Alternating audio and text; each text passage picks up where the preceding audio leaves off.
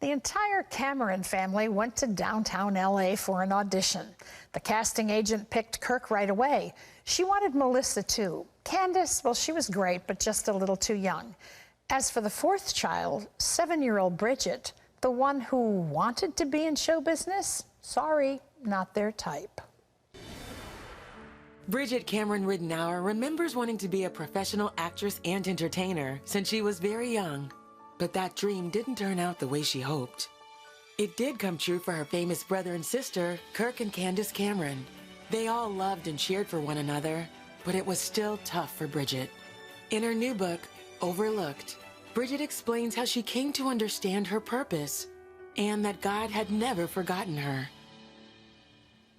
Well, joining us on center stage here is Bridgette Cameron Ridenour, and we welcome you to the show. Thank you for having me. It's great to have you here, along with your new book, Overlooked. Yes. You know, let's talk a little bit about your childhood, first of all, because you say that growing up, you were the happiest of all the siblings. Why? You know, I was the little performer in the family. I think all of us kids were very happy, but I was just performing all the time in my bedroom with my Donnie Marie microphone, and I was getting all the neighborhood kids together and doing little, you know, plays and things out in the yard, and just performing was just what I loved to do. So, you know, it was just kind of who you were. Who I was, Who you were, what was in you. Let's talk about the audition, because, I mean, your mom and dad weren't really into any of this happening, and then an audition was repeatedly suggested by a friend, so you all go as a family, and I think even your parents were thinking, oh, Bridgette's it, you know, because you were the one that wanted it. And then the whole thing did not go down the way you hoped it did, or they thought it would. Talk about that. Yeah, my mom finally said yes to taking us kids to a Hollywood agent, because she thought if any of us kids would want to do this, it would be me. So she finally agreed. We were friends with the Rich family, Adam Rich, who played Nicholas on 8 is Enough. We went down to Iris Burton, and like you said, she chose Kirk right away, and then she chose Melissa, and Candice was too young, but I had a lot of work with my braces, and so my mom was a little confused and didn't understand why I wasn't chosen that day, and Iris just said she's gonna need some work, but bring her back. And so for a mom to have to tell one of the kids, the child who really wanted it, yes, that it's just not your time right now, but we're gonna come back. So how did you feel that day? I mean, the title of your book is Overlooked. You had to have felt that. Well, yeah, but I think as a child, too, I really wasn't understanding, because my mom was like, but you get to come back. It's not no forever. Right. Yeah. So you get to come back. We'll come back. And so my mom just, you know, made it a fun day, and we got to go out for ice cream afterwards, like we always did as a family. So it was, you know. Ice cream solves a lot of problems. It sure does. Success takes a toll on people. You know, everybody thinks they want it, but when it's very public, it takes a toll on people. It takes a toll on families. How did it affect your family? Well, as Kirk and Candice's career started to grow, my parents' marriage started to fall apart. And my mom and dad separated when Kirk and I were seniors in high school, and my mom moved out. And it was very difficult. They never talked of divorce, but a lot of people think that when they hear the Cameron family that we all grew up in a Christian home, and we did not. We did not know the Lord.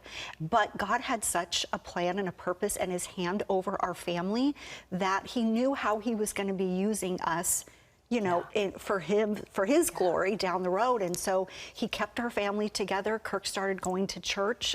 He was the first. He was the first, yeah. And then it was just kind of planting those little seeds in our family. And me being closest to Kirk, I could see the difference in him. And so I knew something was changing. So our parents stayed together. They've been married 55 years, I believe now. And I want you to share the story that you share in the book about a trip that you and your husband, and you're happily married, you have children. You're in a trip years later, 2014, I think, and you're in a dust storm. Tell us how God managed to speak into your life in that moment? Well, as a child, we always took road trips. So my husband and I thought it would be a great road trip for our family to go from Palm Springs to Nashville, Tennessee. Wow. And yeah, and so while we were going through, there was a terrible dirt storm. Now in Palm Springs, we do get those a lot, but this was something different. As we got into the center of the storm, we could not see anything outside of the car. And my husband finally got behind the back of a semi because we couldn't see. It was just black. And it was just a 2-lane highway. And so he eventually saw the hazards of the semi truck stopped. He stopped, but then he looked at me and said, Bridgette, I just don't feel comfortable behind the semi truck. He goes, I need to move the car. And me really not thinking anything of it, I said, okay, our 3 children were with us. He moved the semi to the shoulder, and in seconds, another semi going full speed did not stop and slammed into the back of the semi that we were just behind. And it just gives me chills just thinking about it. It brings back so many you know, memories for me, but it was like a hawk. Yes. Yeah. I mean, that day, God really protected my husband and our 3 kids, because we did walk away from that accident. There were actually 7 trucks that hit each other, 1 fatality, and we, by the grace of God, 5 of us walked away from that accident. Wow. You've seen God work in so many ways in your life. The title of your book is Overlooked, but you haven't been overlooked by the God of, of us all. And one of those ways was with the birth of your daughter, Reese. Talk about that. We found out that we were pregnant in 2005, and I woke up one morning and was unfortunately just bleeding, and I knew instantly that I was having a miscarriage. And how far along? I was 9 weeks. I gave birth to my 9-week-old fetus in the bathroom. God said, say goodbye. This is your daughter. You need to say goodbye. So I did. Went to the hospital, and I called my mom, and she begged me not to get a DNC until they did the ultrasound in my room. And I was kind of like arguing with her, because I said, these are doctors and nurses, they know what they're going to do, what they're doing. And she said, Bridgette, please.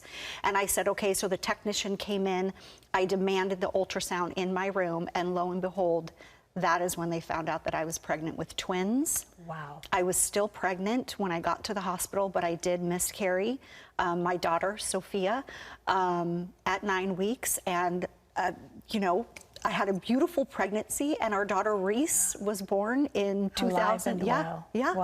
Wow. So many stories. These are just a few of the stories in Bridgette's book, Overlooked, just out last December, but filled with wonderful, encouraging stories, you know, of how God steps right into the midst of our lives and just deposits his presence in a way that makes such a difference. It's available nationwide. Great cover. You recognize them. Thank you for being with us. Thank you for having me. Great to have you here. Thank you.